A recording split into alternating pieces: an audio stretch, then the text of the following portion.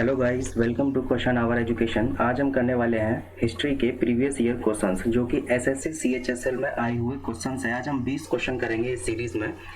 इनके साथ मैं आपको कुछ फिर वन लाइनर्स भी बताऊंगा। इसके साथ ही आपको कुछ लगभग 40 क्वेश्चन तैयार हो जाएंगे। तो चलिए बिना देरी किए हुए स्टार्ट करते हैं आज की क्लास को। तो ये लीजिए, पहला क्वेश्चन है कि which ruler of the Vijayanagar empire was the friend of the Portuguese governor Albuquerque. आपने इस व्यक्ति का नाम सुना होगा, अल्बुकर्क। ये जो एक व्यक्ति था ये पुर्तगीज गवर्नर था, ठीक है। और ये विजयनगर जो एम्पायर था उसी टाइम पीरियड पर ये भी था। तो यहाँ पर जो हमसे क्वेश्चन पूछा गया है वो सिर्फ इतना पूछा गया है कि विजयनगर साम्राज्य का कौन सा शासक पुर्तगाली गवर्नर अल्बुकर्क का मित्र था। ऑप्शन ए इज देवराय द्वितीय, option B is Narasimha Raya, option C is Krishna Deva Raya and option D is Venkata द्वितीय। बताइए इसका आंसर क्या होगा। तो देखिए, एक व्यक्ति थे कृष्ण देव राय, यानी कि ऑप्शन नंबर सी जो होगा इसका करेक्ट हो जाएगा। कृष्ण देव राय जो थे वो आपको पता होगा, जो विजयनगर एम्पायर था उसमें कुछ डायनेस्टीज आई थी, लगभग 4-5 डायनेस्टीज थी। एक का नाम था संगम, पहली डायनेस्टी थी संगम, दूसरी थी सुलु, फिर थी तुलो, फिर थी अरिवीरू। ये लगभग 4 डायनेस्टियां थी जो कि विजयनगर एम्पायर पर इन्होंने राज किया था। जो कृष्ण देव राय थे वो तुलुक डायनेस्टी के थे, यानी कि तुलुक डायनेस्टी के राजा थे कृष्ण देव राय, जिनका की टाइम पीरियड था 1509 से लेकर के 1529 तक। तुलुक डायनेस्टी से ये बिलोंग करते थे कृष्ण देव राय। और इन्हीं के टाइम पीरियड पर एक पुर्तगीज गवर्नर था जिसका नाम था अल्बुकर्क और उनका मित्र था। चलिए नेक्स्ट क्वेश्चन है, question number second. Which of the following was not done during the time of the Lord Curzon. तो लॉर्ड कर्जन के टाइम पीरियड पर कौन सी चीज थी जो कि नहीं हुई थी। हमसे यहाँ पर क्वेश्चन में पूछा गया है कि जो नहीं हुई थी। तो ऑप्शन ए दे रखा है यहाँ पर partition of Bengal, option B दे रखा है फॉर्मेशन ऑफ द भारतीय लोक सेवा मंडल, यहाँ पर होगा लोक सेवा मंडल, ऑप्शन सी दे रखा है establishment of the famine commission and option D दे रखा है formation of the Hunter commission. देखिए, मैं आपको कुछ बातें बताता हूँ, जो फैक्ट हैं वो मैं आपको बताता हूँ यहाँ पर लॉर्ड कर्जन के बारे में। जो लॉर्ड कर्जन का एक टाइम पीरियड था, सबसे पहला क्वेश्चन तो यही पूछ लिया जाता है कि टाइम पीरियड क्या था। तो लॉर्ड कर्जन का जो टाइम पीरियड था वो था 1898 से लेकर के 1905, ये जो है टाइम पीरियड था। अब हम बात करते हैं कि कुछ इंपोर्टेंट इवेंट हुए थे इसके टाइम पीरियड में, यानी कि 1898 से लेकर के 1905 तक। एक एक करके हम बात करते हैं। तो सबसे पहले जो हुआ था वो हुआ था फेमिन, यानी कि एक अकाल पड़ा था। और इसका अकाल का जो टाइम पीरियड था वो था 1899 से लेकर के 1900 तक, एक बहुत बड़ा अकाल पड़ा था। दूसरा जो यहाँ पर पॉइंट है इसके बारे में, एक फैक्ट है, ये 3-4 फैक्ट मैं आपको बताऊंगा। दूसरा जो है वो ये है कि अपॉइंटमेंट ऑफ फेमिन कमीशन, यानी कि जो अकाल पड़ा था उसके लिए एक फेमिन कमीशन बनाया गया था, उसका अपॉइंटमेंट किया गया था, फेमिन कमीशन। तीसरा यहाँ पर जो पॉइंट है इसमें वो देख लीजिए, वो है फॉर्मेशन ऑफ भारतीय लोक सेवा मंडल। जैसा कि यहाँ पर एक ऑप्शन में भी दिख रहा होगा, भारतीय लोक सेवा मंडल का जो फॉर्मेशन हुआ था वो भी लॉर्ड कर्जन के टाइम पीरियड पर ही हुआ था। चौथा यहाँ पर है कि एजुकेशन जो कमीशन आया था वो भी इसी के टाइम पीरियड पर आया था, एजुकेशन कमीशन, ये इंपॉर्टेंट है। और इसके बारे में एक और इंपॉर्टेंट फैक्ट ये पूछा जाता है, 5वें नंबर का पॉइंट है, वो ये है पार्टीशन ऑफ द बंगाल। तो क्वेश्चन ये पूछा जाता है कि पार्टीशन ऑफ बंगाल जो हुआ था वो किस गवर्नर के टाइम पीरियड पर हुआ था। तो जो लॉर्ड कर्जन थे वो उस टाइम पर गवर्नर थे। तो पार्टीशन ऑफ बंगाल कब हुआ था, लॉर्ड कर्जन के टाइम पीरियड पर हुआ था। और एक और यहाँ पर पॉइंट आप लिख लीजिए अपनी कॉपी में, पॉइंट नंबर 6 कि Calcutta corporation act, Calcutta corporation act 1899, ये भी लॉर्ड कर्जन के टाइम पीरियड पर ही आया था।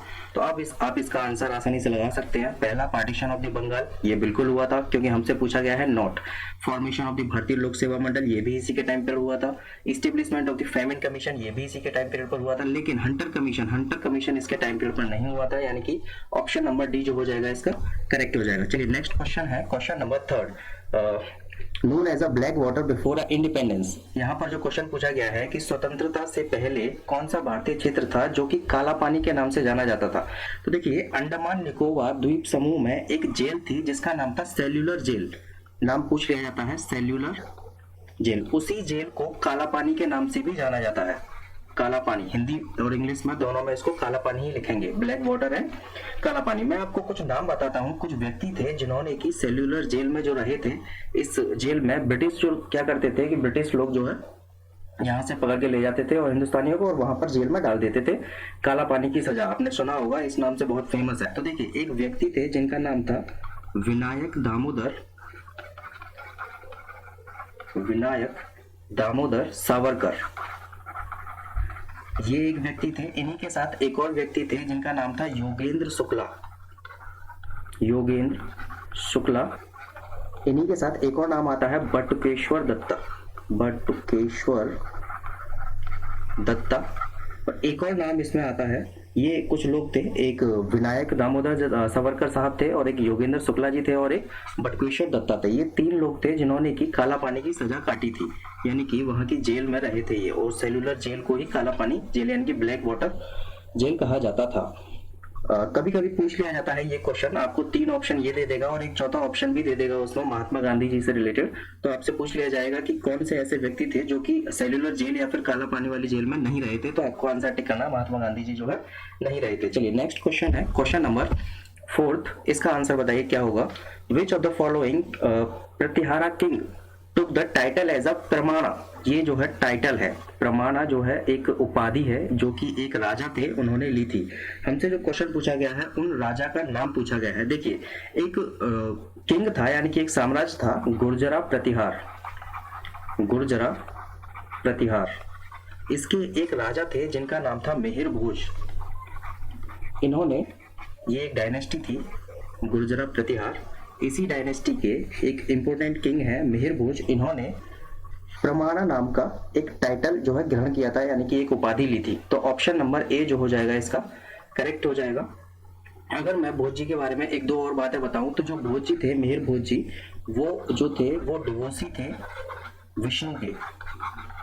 ये इंपोर्टेंट पॉइंट है, ये जो थे विष्णु के डिवोसी थे और इन्होंने एक और टाइटल जो है एडॉप्ट किया था और उसका नाम था आदि वरहा।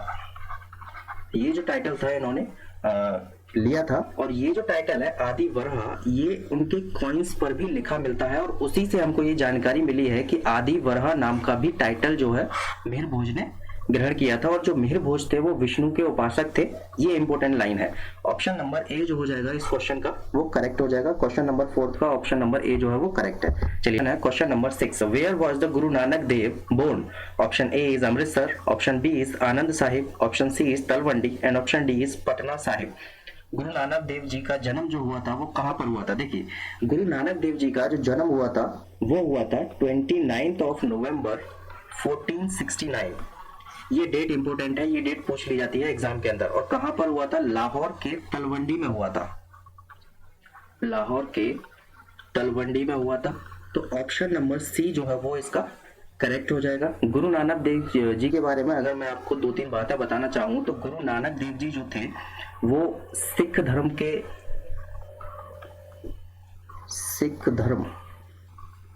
की स्थापना जो की थी वो इन्होंने ही की थी, गुरु नानक देव जी ने। गुरु नानक देव जी जो थे वो सिखों के पहले गुरु थे, यानी कि 6 फर्स्ट गुरु जो थे वो यही थे।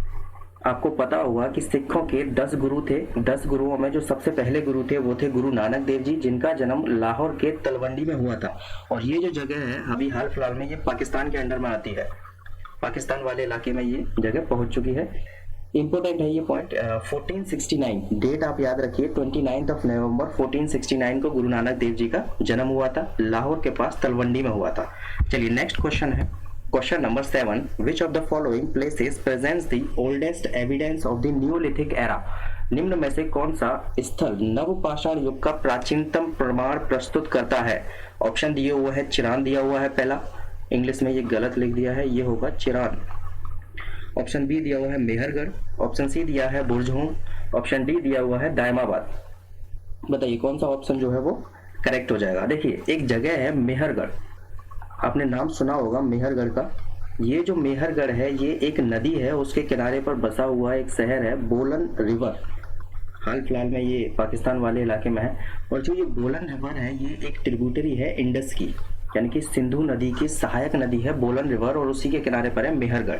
तो इस जो इसका आंसर हो जाएगा ऑप्शन नंबर डी बी जो है वो करेक्ट हो जाएगा, यानी कि मेहरगढ़ जो है वो करेक्ट आंसर हो जाएगा। यानी कि मेहरगढ़ जो है वो एक स्थल है, नवपाषाण युग का प्राचीनतम प्रमाण प्रस्तुत करता है मेहरगढ़। ऑप्शन नंबर बी जो है वो करेक्ट है। ये रिवर कभी कभी क्वेश्चन पूछ लिया जाता है, बोलन जो रिवर है इस रिवर से भी क्वेश्चन पूछ लिया जाता है। ये किसकी सहायक नदी है? ये इंडस यानी कि जो सिंधु नदी है उसकी ये जो है सहायक नदी है। चलिए नेक्स्ट क्वेश्चन है question number 8। According to the distance of the planets from the sun which of the following order is correct. बहुत सिंपल क्वेश्चन है, मैं आपको यहाँ पर ऑर्डर बता देता हूँ क्या ऑर्डर है। पहले मैं हिंदी में बता देता हूँ। सबसे पहले यहाँ पर आता है बुध, फिर उसके बाद आता है शुक्र, फिर उसके बाद आता है पृथ्वी, फिर उसके बाद आता है मंगल, फिर उसके बाद आता है बृहस्पति,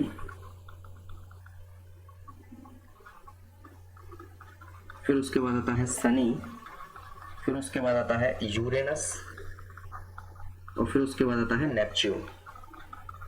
अगर मैं इंग्लिश में बात करता हूं तो सबसे पहले आता है इसमें मरकरी, फिर आता है वीनस, फिर इसमें आता है अर्थ, फिर आता है मार्स, फिर आता है जुपिटर, फिर आता है सैटर्न, फिर आता है यूरेनस और लास्ट में आता है नेपच्यून। ये लाइन से आप याद कर लीजिए, अगर कैसा भी क्वेश्चन आता है तो आप टिक लगा के आ जाओगे। देखिए यहाँ पर अगर मैं देखूं तो सबसे पहला ऑप्शन दिख रहा है मेरे को मरकरी, वीनस, अर्थ और मार्स। क्या ये ऑप्शन सही है? बिल्कुल। ऑप्शन नंबर ए जो है वो इसका करेक्ट ऑप्शन हो जाएगा। चलिए नेक्स्ट क्वेश्चन है क्वेश्चन नंबर 9। अमीर Khusro was the disciple of हुम, यानी कि अमीर खुसरो जो थे वो किसके शिष्य थे? ऑप्शन दे रखे हैं यहाँ पर, मिर्जा ग्यास बेग के थे, निजामुद्दीन औलिया के थे, या फिर असदुल्ला बेग के थे, या फिर शेख सलीम चिश्ती के शिष्य थे। बताइए किसके शिष्य थे अमीर खुसरो? तो देखिए अमीर खुसरो जो है एक ऐसे व्यक्ति हैं जिनको कि कुछ अलग अलग नामों से भी जाना जाता है। जैसे कि इनको इंडिया के लिए वॉइस ऑफ इंडिया बोला जाता है, वॉइस ऑफ इंडिया। और इनको एक और नाम से जाना जाता है, वो है तूतीय हिंद। ये नाम बहुत इंपॉर्टेंट है क्योंकि ये इस नाम से क्वेश्चन पूछा गया है, कई बार पूछा गया है इस नाम से क्वेश्चन। ये नाम आप याद कर लीजिए। तूतीय हिंद के नाम से कौन जाने जाते हैं? अमीर खुसरो जी जो है वो तूतीय हिंद के नाम से जाने जाते हैं। इनको एक और चीज के नाम से जाना जाता है, वो नाम क्या है वो देखिए, फादर ऑफ उर्दू लिटरेचर। अगर आपसे क्वेश्चन पूछा जाता है कि who was the father of Urdu literature और उसमें एक नाम भी लिखा होगा अमीर खुसरो, तो आपको अमीर खुसरो पर टिक करना है। फिलहाल यहाँ पर जो हमसे क्वेश्चन पूछा गया है किसके शिष्य थे, तो निजामुद्दीन औलिया जी के जो थे ये शिष्य थे। ऑप्शन नंबर बी जो हो जाएगा वो करेक्ट है। चलिए नेक्स्ट क्वेश्चन है question number 10। Which of the following elements were not found in a Lothal as a archaeological remains. Option A दे रखा है यहाँ पर युगल समाधान, ऑप्शन बी दे रखा है फारस की मोहर, ऑप्शन सी दे रखा है बंदरगाह यानी कि डॉकयार्ड एक मिला था, ऑप्शन डी दे रखा है उत्तम किस्म के जॉब। तो देखिए जो लोथल एक जगह है ये कहाँ पड़ती है? ये गुजरात में पड़ती है। आपने इसके बारे में बहुत अच्छी तरीके से पढ़ रखा होगा। तो गुजरात में लोथल है और वहां से हमें एक डॉकयार्ड मिला है, डॉकयार्ड बंदरगाह इंपोर्टेंट है, डॉकयार्ड मिला है।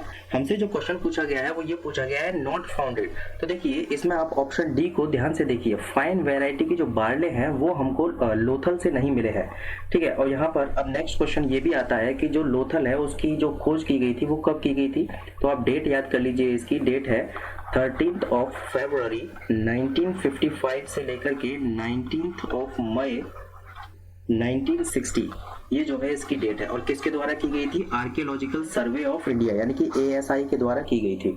और कब की गई थी? 1955 से 1960 में की गई थी। और लोथल कहाँ पर है? गुजरात के अंदर है। क्वेश्चन यही पूछ लिया जाता है कि जो लोथल है वो कहाँ पर है, तो आपने बताना है कि ये गुजरात के अंदर है और यहाँ से एक डॉकयार्ड मिला है यानी कि एक बंदरगाह मिला है। फाइन वैरायटी ऑफ बार्ले जो है वो यहाँ से नहीं मिले हैं, उत्तम किस्म के जो जौ है वो यहाँ से नहीं मिले हैं। चलिए नेक्स्ट क्वेश्चन है क्वेश्चन नंबर 11 कि which ruler of Bengal gave a portion of the Orissa to the Marathas, यानी कि एक बंगाल का एक ऐसा शासक था जिसने कि मराठों को एक हिस्सा जो था उड़ीसा का वो गिफ्ट दे दिया था, यानी कि ऐसे ही दे दिया था मराठों को। बताइए ऐसे कौन से व्यक्ति थे? तो एक व्यक्ति थे जिनका नाम था अली वर्दी खान। तो जो ये अली वर्दी खान थे इन्होंने उड़ीसा का कुछ हिस्सा जो है मराठों को दे दिया था। और इनका जो है टाइम पीरियड भी कभी कभी पूछ लिया जाता है। तो टाइम पीरियड है 1740 से लेकर के 1756। ये इंपॉर्टेंट है इनका टाइम पीरियड, आप याद रखिए बंगाल के ये नवाब थे। चलिए नेक्स्ट क्वेश्चन है question number 12, who the following told हुनुस दिल्ली दूरस्त, यानी कि ये उर्दू में लिखा हुआ वाक्य है हुनुस दिल्ली दूरस्त, यानी कि Delhi is still far away, Delhi अभी दूर है, ये किसने कहा था?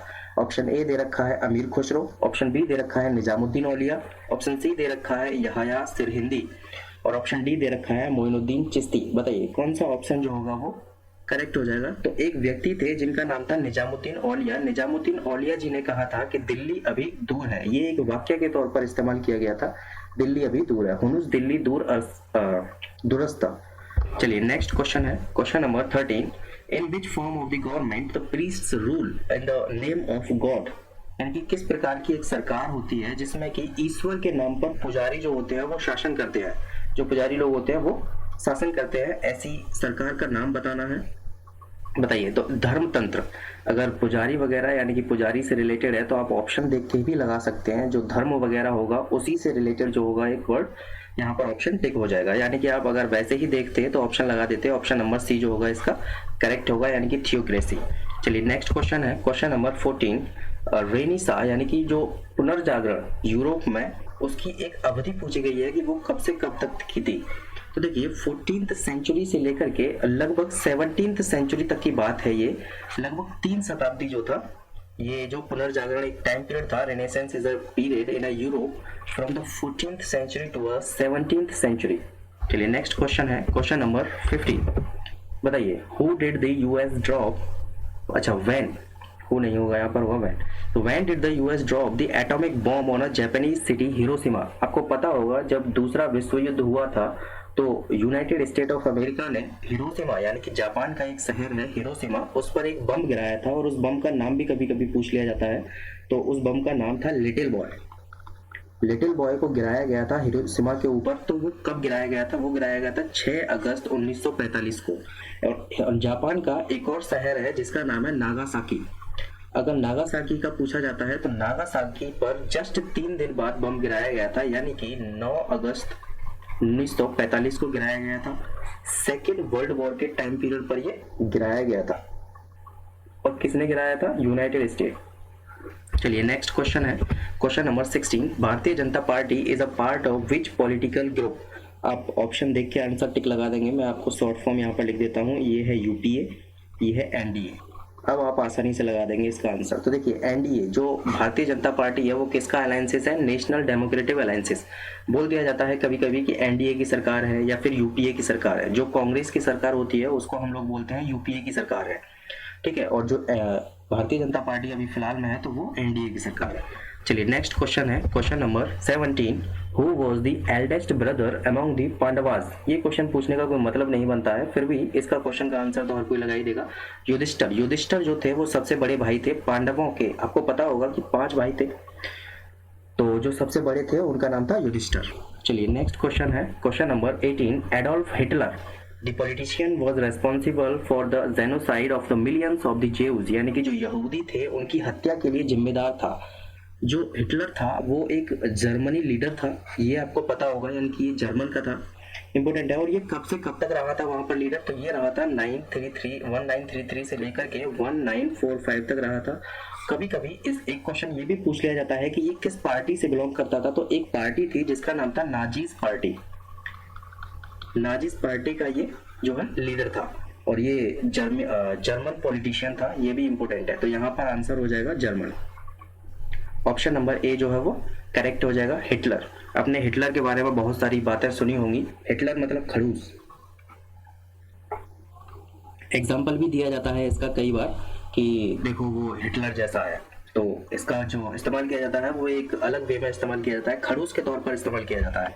चलिए नेक्स्ट क्वेश्चन है question number 19, What does the wheel in the national flag represent? बताइए क्या रिप्रेजेंट करता है? जो हमारे राष्ट्रीय ध्वज में एक चक्र होता है वो क्या प्रतीक है, वो मतलब क्या जो है प्रतिनिधित्व करता है, क्या रिप्रेजेंट करता है? बताइए।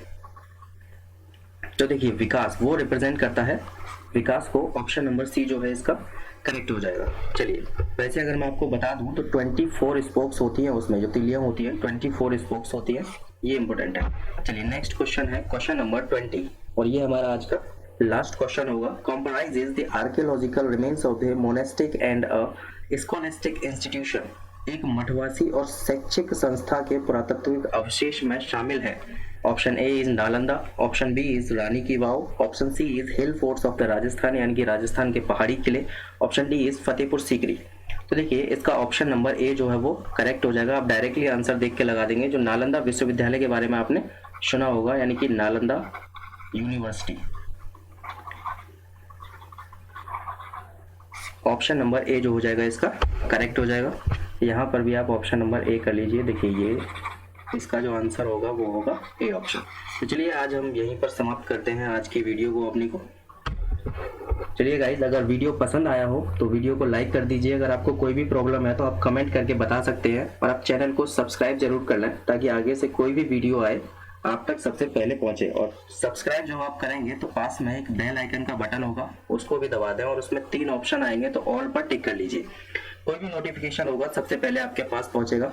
सब्सक्राइब जरूर कर लें चैनल को। और जो मैंने नीचे एक टैगलाइन लगा रखी है उसको भी जरा ध्यान से पढ़ें, बहुत जरूरी है आज। चलिए मिलते हैं फिर नेक्स्ट वीडियो में, तब तक के लिए take care and bye bye.